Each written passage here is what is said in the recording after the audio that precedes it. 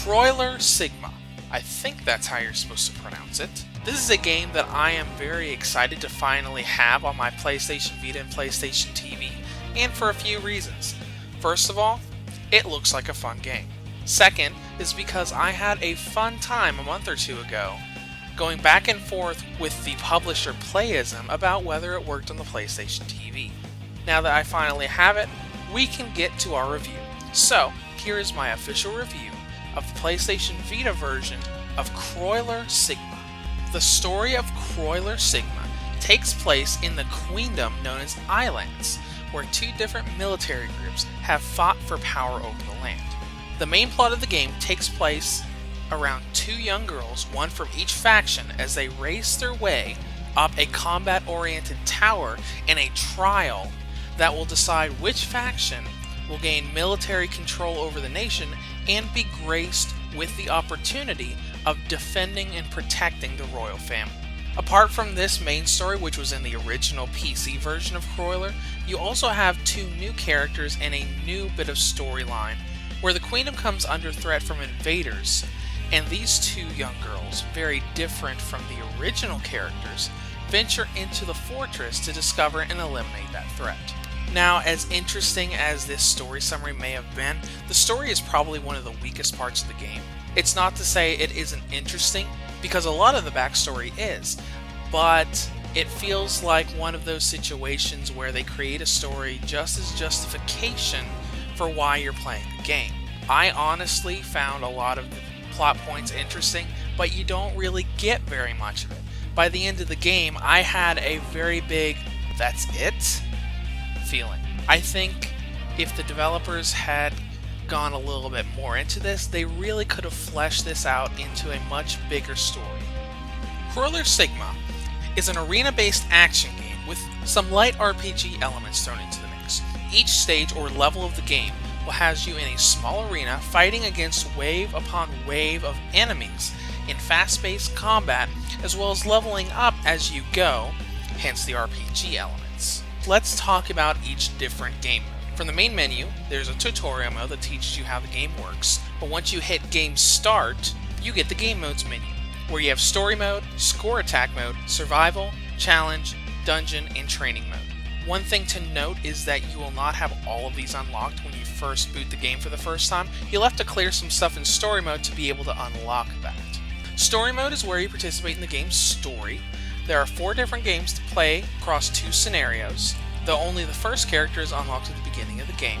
I say 2 scenarios because even though you can go through the game as any of the 4 characters, the first 2 characters kind of share the same storyline, and so do the second set of characters.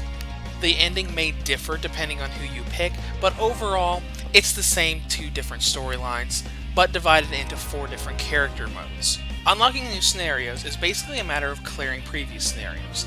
The only exception is that the second character, Francesca, can only be unlocked by clearing the first character's story mode in less than 10 minutes. Basically, you have to rush through it. Now, Score Attack Mode gives you a time limit, so when you're in the arena, you basically fight off as many enemies as you can in that time limit to get a high score. Then you have Survival Mode, which is basically endless fighting over and over and over again until you finally get taken down yourself. Challenge Mode pits you in specific scenarios and conditions to conquer.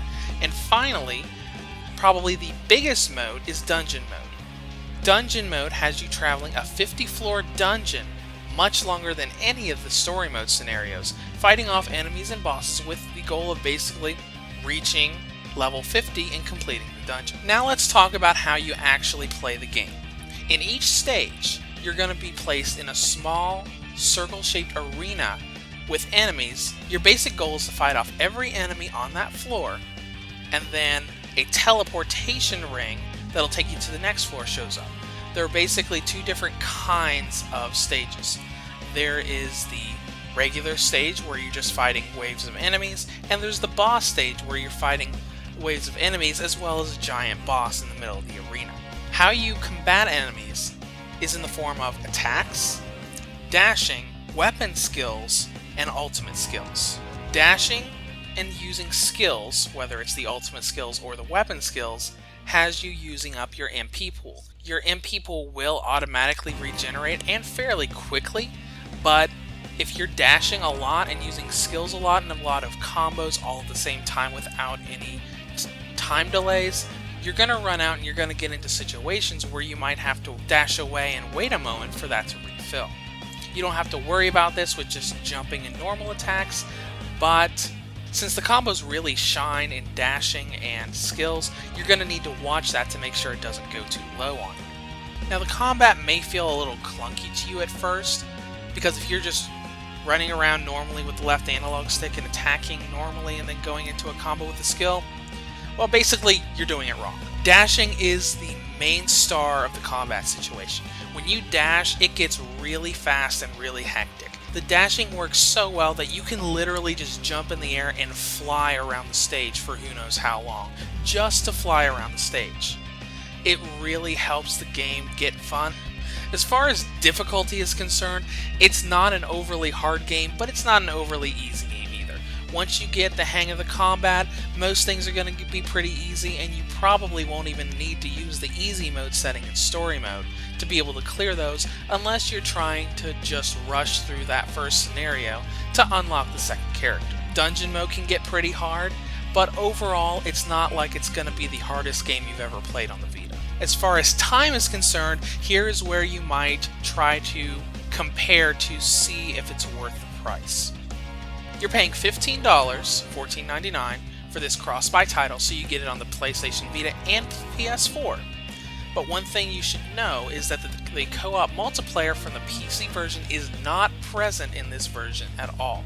Now, how much content are you paying $15 for? The story mode can take around 2 hours to clear. That is not counting replaying the story to be able to rush through that first scenario to be able to get the 2 true endings.